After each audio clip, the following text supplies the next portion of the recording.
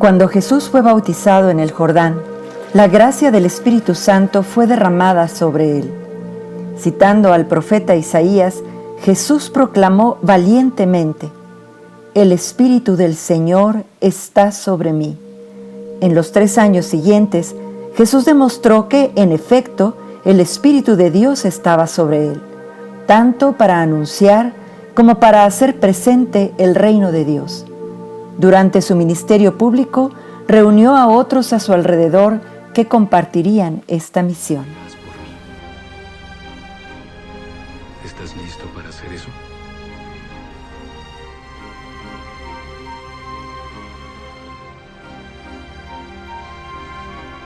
Lo estoy. Después de su muerte y resurrección, cuando era el momento para que Jesús ascendiera al cielo, les dijo a sus seguidores que esperaran la promesa del Padre, de quien podrían tener tanto la fuerza como la compañía del Espíritu para seguir proclamando y haciendo presente el reino de Dios. El día de Pentecostés, esa promesa se cumplió. Llegado el día de Pentecostés, estaban todos reunidos en un mismo lugar.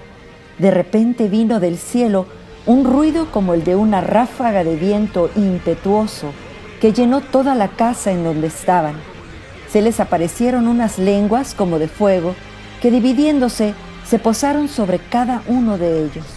Quedaron todos llenos del Espíritu Santo y se pusieron a hablar en otras lenguas según el Espíritu les concedía expresarse.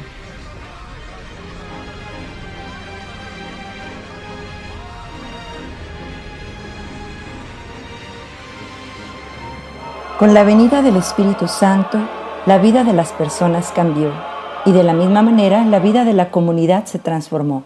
Nació la Iglesia. No obstante, al paso de los siglos, el Espíritu Santo, sus mociones y carismas extraordinarios por él suscitados al momento del nacimiento de la Iglesia, fueron quedando cada vez más como parte de un recuerdo, como algo que sucedió solo para que la Iglesia naciera, pero no para permanecer entre nosotros. En los siglos subsecuentes, pocas manifestaciones del poder del Espíritu Santo, como las descritas en el libro de los Hechos de los Apóstoles, fueron conocidas.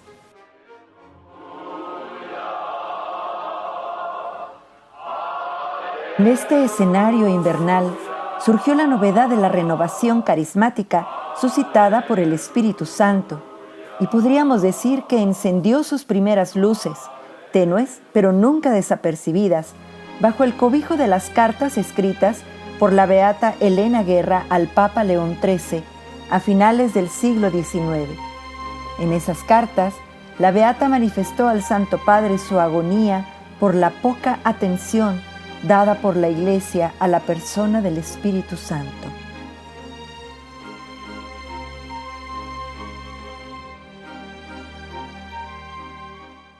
Santo Padre, el mundo es perverso. El espíritu de Satanás triunfa en nuestra sociedad pervertida y arranca del corazón de Jesús una multitud de almas. Y en este terrible estado de cosas, los cristianos no dedican ningún pensamiento a dirigir súplicas unánimes a aquel que puede renovar la faz de la tierra. Las personas recomiendan todo tipo de devociones, pero mantienen silencio sobre esa única devoción que, según el Espíritu Santo de la Iglesia, debería ser la primera y principal.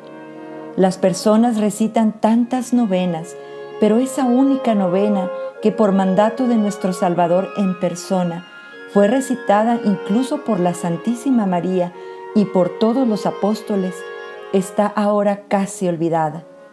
Los predicadores alaban a todos los santos, pero ¿cuándo escuchamos alguna vez un sermón en honor del Espíritu Santo, aquel que modela a los santos?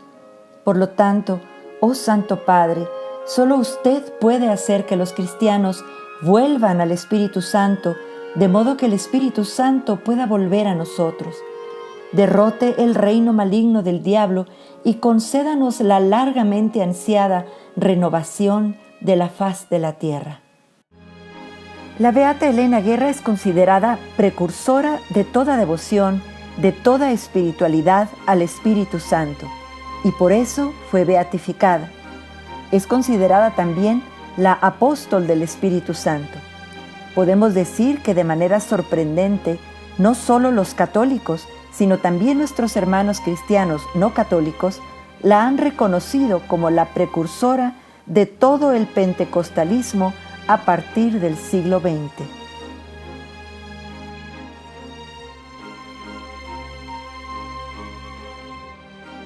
Las cartas que escribió la beata Elena Guerra al Papa León XIII le motivaron a escribir la primera encíclica al Espíritu Santo sobre la presencia y la virtud admirable del Espíritu Santo, Divinum Illud Munus, el 9 de mayo de 1897. Al final de la encíclica, el Papa hace varias exhortaciones a toda la Iglesia encaminadas a fortalecer la comunión de la Iglesia con el Espíritu Santo. Pero no solo eso. La noche del 31 de diciembre de 1900 para el 1 de enero de 1901, el Papa, desde el Vaticano, en la celebración del paso del siglo XIX al siglo XX, entonó el Veni Creator Spiritus, un himno de invocación al Espíritu Santo del siglo XIX. Enseguida, oró la letanía del Espíritu Santo que él mismo había compuesto, y por primera vez en la historia consagró el siglo XX al Espíritu Santo.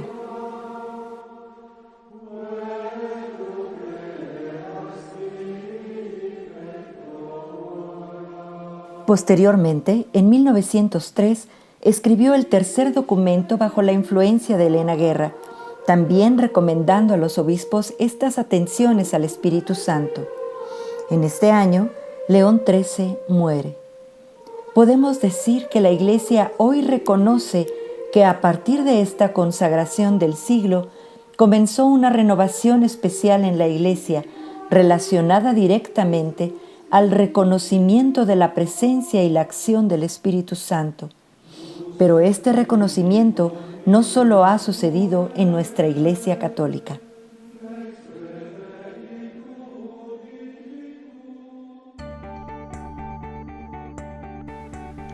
Históricamente podemos mencionar que la noche que León XIII consagró el siglo XX a la persona del Espíritu Santo, se obtuvo el primer registro público de una alumna metodista que recibió lo que ahora conocemos como bautismo en el Espíritu Santo, quien recibió además el don de lenguas tal como lo escuchamos hoy en día. Verdaderamente la consagración del siglo al Espíritu Santo resultó alcanzar una proyección ecuménica.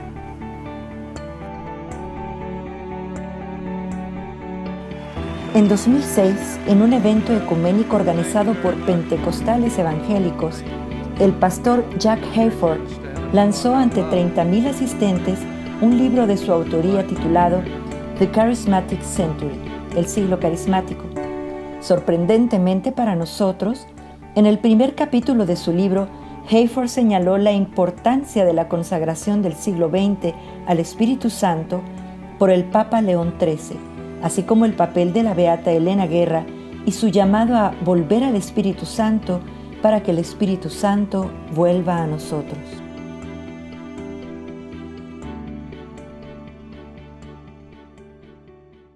El llamado siglo carismático estuvo cargado de sucesos de una enorme relevancia histórica, como las dos guerras mundiales que a la postre originaron una revolución ideológica que modificó en todos los países tradiciones, costumbres, modas, industria, etc.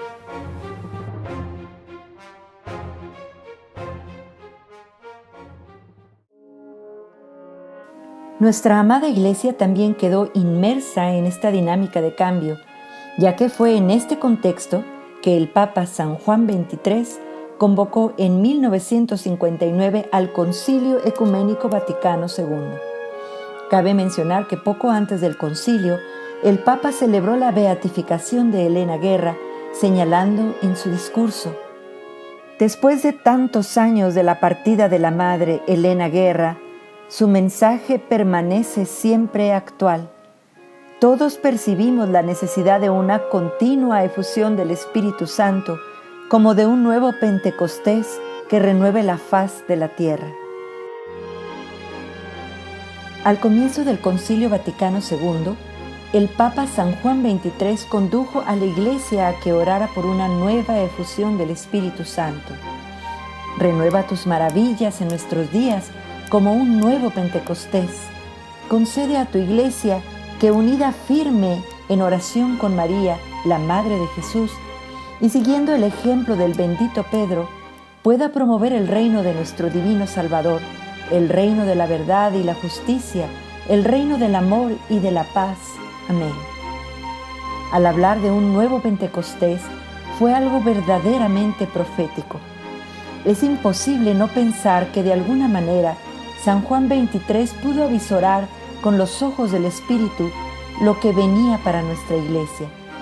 En la convocación oficial del Concilio Vaticano II, San Juan XXIII repitió en su oración: renueva en nuestro tiempo los prodigios como de un nuevo Pentecostés. En 1963, San Juan XXIII falleció en la fiesta de Pentecostés.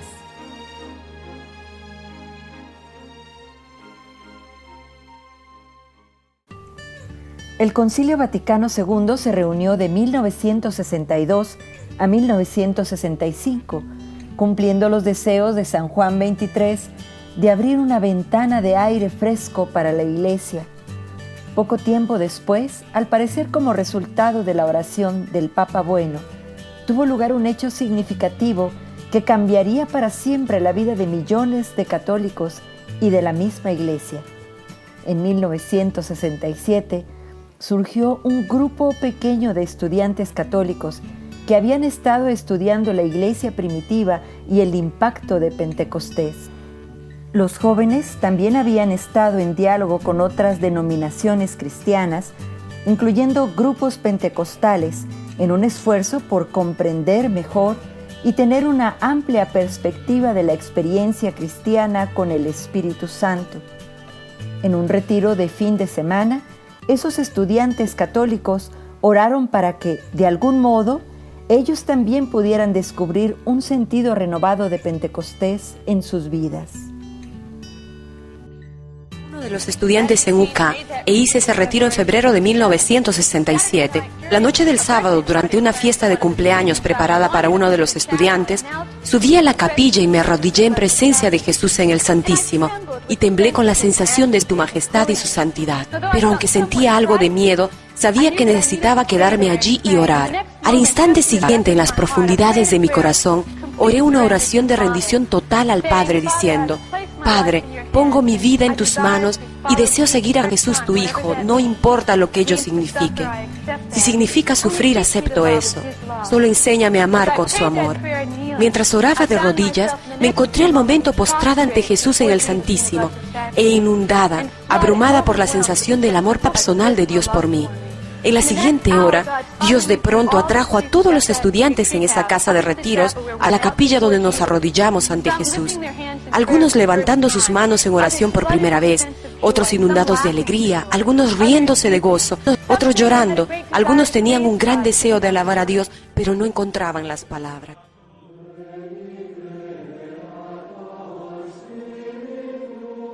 Rezaron el Veni Creator Spiritus, el mismo himno cantado por el Papa León XIII el 1 de enero de 1901, pidiendo una nueva efusión del Espíritu Santo sobre toda la Iglesia. Encontrando imposible guardarse esta buena nueva, los estudiantes compartieron con otros su experiencia.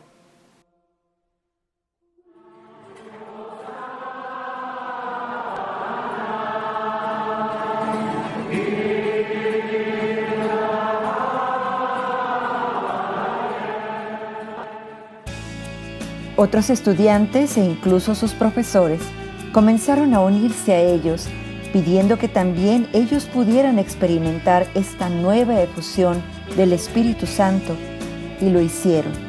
La renovación carismática siguió extendiéndose a un ritmo asombroso por todo el mundo.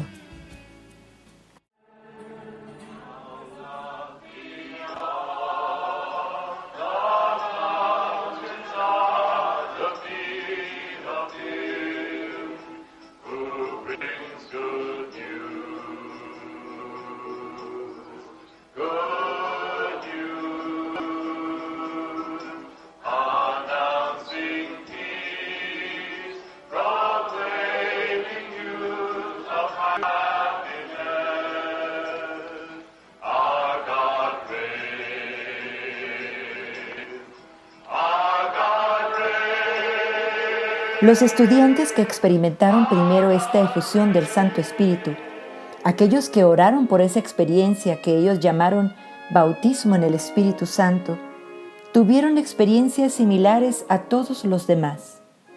Una nueva profundidad en la oración, amor por las Escrituras, devoción hacia la Eucaristía, un corazón para la evangelización, una llamada a la conversión y una vida de santidad.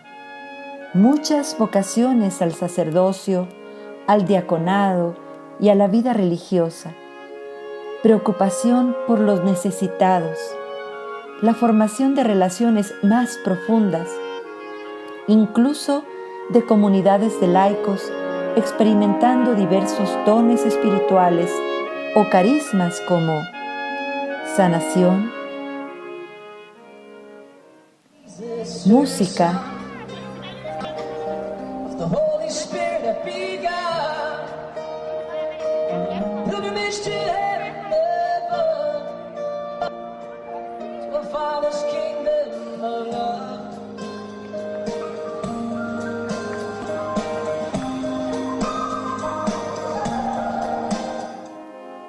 predicación y otros.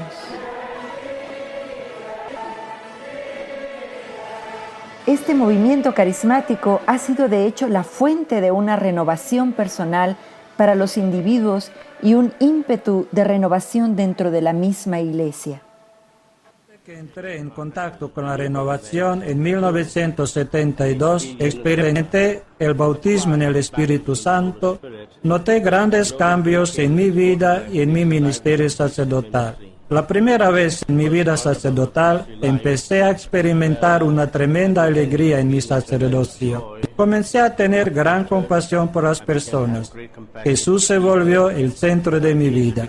Todo lo demás que antes era importante para mí estaba en segundo y tercer lugar. Existía solo una cosa en mi vida y era Jesús. Mi implicación en la renovación carismática, ahora hace 25 años, ha cambiado mi vida de un modo extraordinario. Y digo eso como una persona que siempre ha amado a la Iglesia Católica, siempre he sido fiel a mi práctica católica. Descubrí a través de la renovación carismática, a través del bautismo en el Espíritu Santo, algo más profundo que lo que había tenido previamente, y ese algo más profundo era una nueva relación con Jesucristo. Eso cambió mi vida, es decir, de ser un hombre de negocios donde dirigía a personas. Tú haces esto, tú aquello, tú haces otra cosa, y esperando que la gente lo hiciera, ahora me encontraba que toda esa preparación en la empresa durante tantos años la puedo utilizar en el servicio al Señor. Y más que ser yo el que dirige con mi propia voluntad, mis propios pensamientos, mi propia decisión, es ahora más bien, Señor, ¿qué quieres que haga? Y utilizo los dones y habilidades que Él me ha dado para llevar a otros a esta relación con Jesús.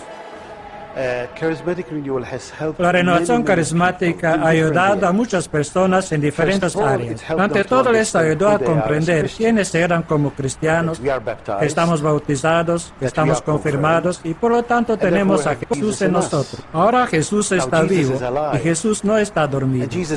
Está muy vivo en nosotros y quiere hablar con nosotros, quiere comunicarse con nosotros.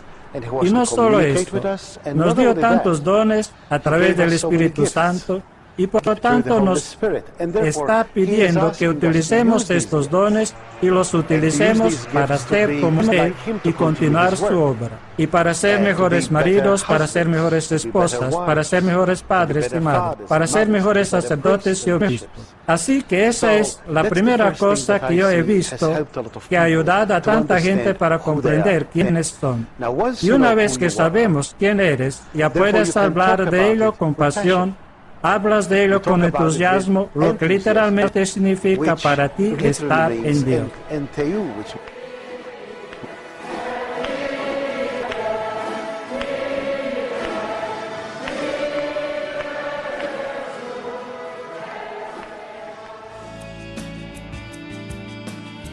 Lo que estaba sucediendo entre los católicos llamó mucho la atención del cardenal León Joseph Suínens, un arquitecto clave en el Concilio Vaticano II. En 1973, el cardenal Suínens, arzobispo de Malinas y Bruselas, invitó a líderes de la renovación carismática a establecer su oficina internacional en la diócesis de Bruselas, Bélgica. El domingo de Pentecostés de 1975, el cardenal Suínens y 10.000 personas que tenían esta experiencia carismática se encontraron con el Papa Pablo VI en la Basílica de San Pedro. You are striving in union with the whole Church for renewal, spiritual renewal, authentic renewal, Catholic renewal. Queridos hijos e hijas, están luchando junto con toda la Iglesia por la renovación espiritual, renovación auténtica, renovación católica, renovación en el Espíritu Santo. Nos complace ver signos de esta renovación, su gusto por la oración, la contemplación, la alabanza a Dios, la atención a la gracia del Espíritu Santo. Sabemos asimismo que desean abrir sus corazones a la reconciliación con Dios. Este es también el desafío de abrir sus corazones a sus hermanos necesitados. No existen límites para el desafío del Señor. Sí, queridos hijos e hijas, este es su día de gozo, pero también un día de resolución y determinación, para abrirnos al Espíritu Santo y quitar lo que se opone a su acción y proclamar en la autenticidad cristiana de nuestras vidas cotidianas que Jesús es Señor.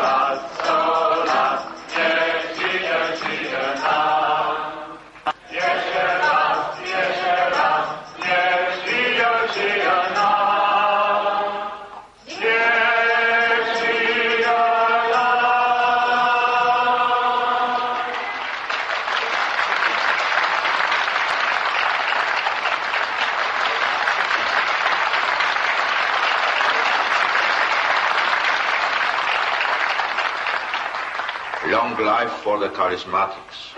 Larga vida a los carismáticos.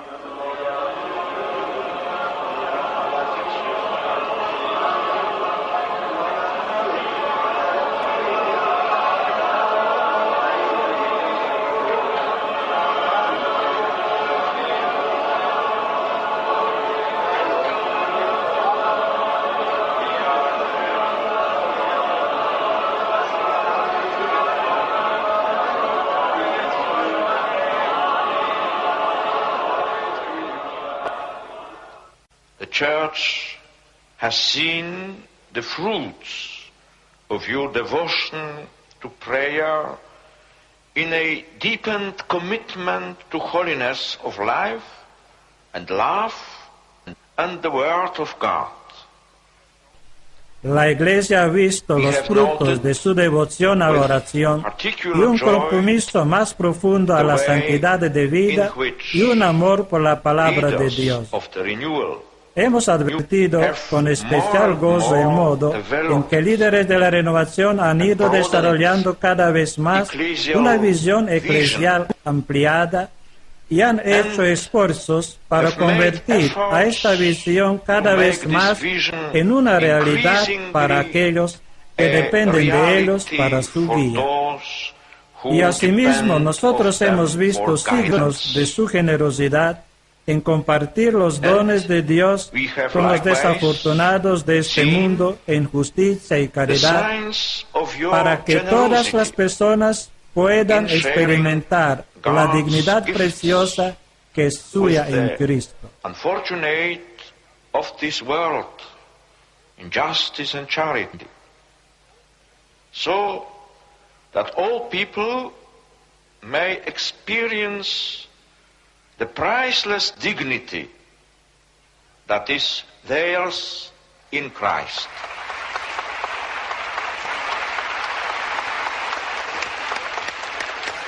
I welcome you to Rome in the joy of the risen Christ. Les doy la bienvenida a Roma en el gozo del Cristo resucitado.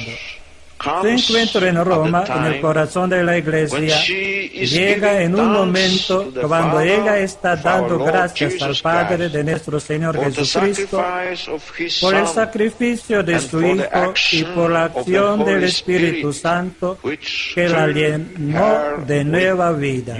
A causa de la libertad humana, muchas puertas no se le abren y por esta razón les pido a ustedes y a todos los miembros de la renovación carismática que sigan gritándole al mundo conmigo. Abran las puertas al Redentor. Open the doors to the Redeemer. The Church's mission. La misión de la Iglesia es proclamar a Cristo al mundo. Y ustedes comparten eficazmente esta misión en cuanto a que sus grupos y comunidades están enraizadas en las iglesias locales, en sus diócesis y parroquias.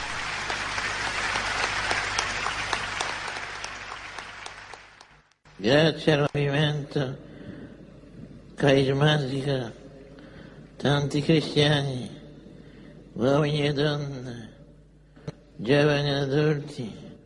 Gracias al movimiento carismático, muchos cristianos, hombres y mujeres, jóvenes y adultos, han redescubierto Pentecostés como una realidad presente y viva en su vida cotidiana.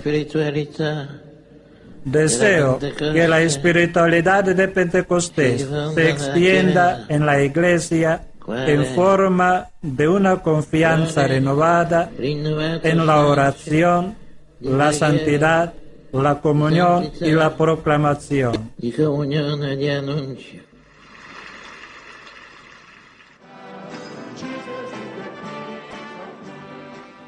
A tutti voi, riuniti oggi in piazza San Pietro, come anche a Me tutti i gustaría cristiani, gritar a todos voglio los que están aquí reunidos en la plaza de San Pedro y a todos los cristianos.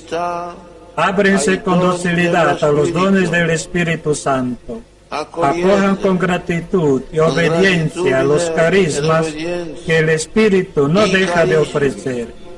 No se olvidan que todo carisma es ofrecido para el bien común, es decir, para beneficio de toda la ogni Iglesia. carisma è dato per il bene comune, cioè a beneficio di tutta la Chiesa.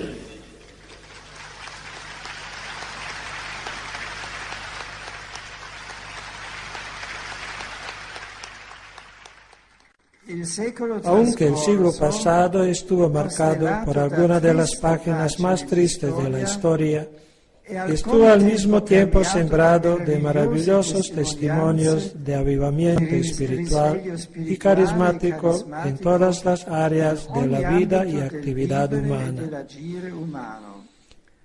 Espero firmemente que el Espíritu Santo encuentre una acogida cada vez más fructífera en los corazones de los creyentes, de manera que la cultura de Pentecostés, tan necesaria en nuestros tiempos, pueda extenderse.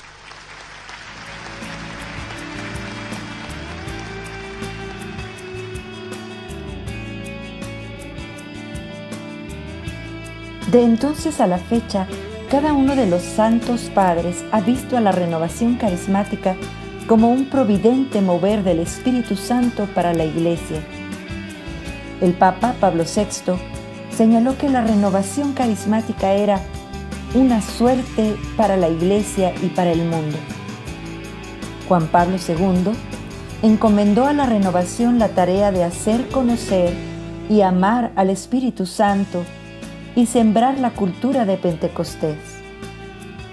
El cardenal Joseph Ratzinger, como prefecto de la Congregación para la Doctrina de la Fe, hoy Papa Emérito Benedicto XVI, dijo al presentar uno de los documentos de Malinas: lo que el Nuevo Testamento nos dice sobre los carismas, que fueron vistos como signos visibles del advenimiento del Espíritu, no es solo historia antigua ya terminada, sino que una vez más se está haciendo extremadamente actual.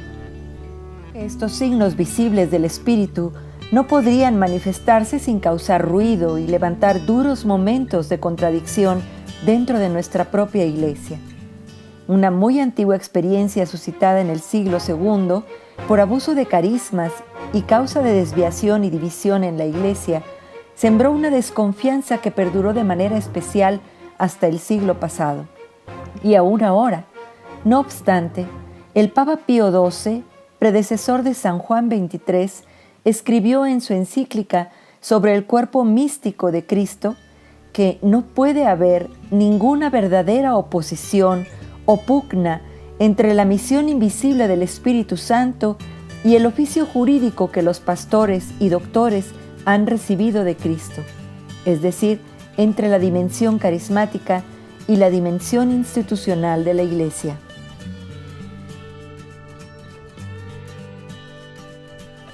Esta es precisamente la visión que comparte el Papa Francisco y que ha manifestado al aprobar la Carta de la Congregación para la Doctrina de la Fe, Iglesia Rejuvenece, dirigida a los obispos de la Iglesia Católica, sobre la relación entre los dones jerárquicos y carismáticos para la vida y la misión de la Iglesia. En México, la renovación carismática entró cuando Monseñor Carlos Talavera, que en aquel entonces era el sacerdote responsable del Secretariado de Pastoral Social en la Arquidiócesis de México, recibió una invitación para asistir al segundo Encuentro Nacional de la Renovación Carismática en los Estados Unidos, celebrado en Notre Dame, en Indiana. Allí conoció al padre Richard Thomas y al padre Harold Cohen, grandes impulsores de esta corriente de gracia, pero sobre todo fue en ese retiro donde el padre Talavera vivió su encuentro con Jesucristo y recibió el bautismo en el Espíritu Santo.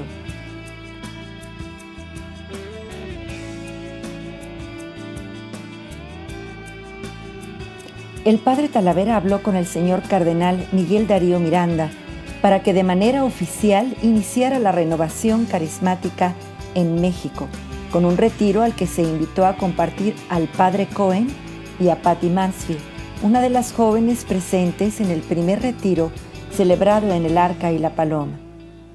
Las palabras del cardenal Miranda al padre Cohen por el inicio de la renovación carismática en México fueron: «Usted no tiene idea qué alegría me da esto. Veo que el Espíritu Santo no está dormido en la Iglesia». Este primer retiro se celebró del 18 al 20 de diciembre de 1970. Por su parte, en esa misma época, el padre Salvador Carrillo Alday, misionero del Espíritu Santo y doctor en Sagradas Escrituras, tuvo su propio encuentro con la renovación carismática. En una entrevista con laicos sobre la historia de esta corriente de gracia en México, el padre Carrillo recordó: en palabras del cardenal Suenens, yo creo que la renovación carismática fue el paso del Espíritu Santo por la Iglesia en los laicos. En la entrevista, el padre Carrillo Alday recordó que en 1970 se comenzó a correr la noticia en nuestro país de la renovación carismática en los Estados Unidos. entre 1968 al 69, dijo: «Yo pertenecía a un grupo ecuménico de estudio de la Biblia y fue allí donde un pastor metodista me habló por primera vez de la corriente pentecostal y del brote de pentecostales católicos en el vecino país». Los días 1, 2 y 3 de diciembre de 1971 se llevó a cabo en la Ciudad de México el primer Congreso de la Renovación Carismática, que por indicación del cardenal Miranda se llevó a cabo en San José del Altillo. Otro misionero del Espíritu Santo que impulsó el crecimiento de la renovación fue el padre Alfonso Navarro. Tanto el padre Navarro como el padre Carrillo llevaron la renovación carismática al noroeste del país, donde creció rápidamente, de manera especial en Culiacán, Sinaloa, hogar del primer matrimonio coordinador nacional de la Renovación Carismática Católica, Rodrigo y Lulú Atanasaki.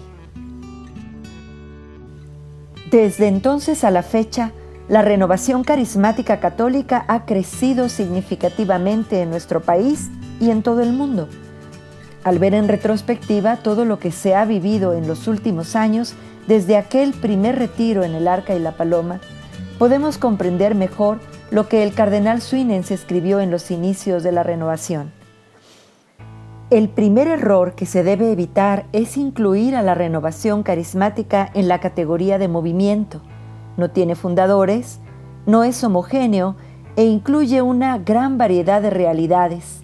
Es una corriente de gracia, un soplo renovador del Espíritu para todos los miembros de la Iglesia. Lo que un siglo completo consagrado al Espíritu Santo ha arrojado es un despertar de la Iglesia a la acción vivificadora del Consolador. Millones de fieles se han encontrado de manera sensible, de manera sobrenatural, con un Dios vivo a través del bautismo en el Espíritu. La Renovación Carismática Católica ha llevado a cerca de 120 millones de católicos en 238 países de todo el mundo a tener un encuentro con Jesucristo resucitado, a hacerlo Señor de su vida, llevando su fe bajo el impulso santificador y carismático del Paráclito. Esto es la vida en el Espíritu.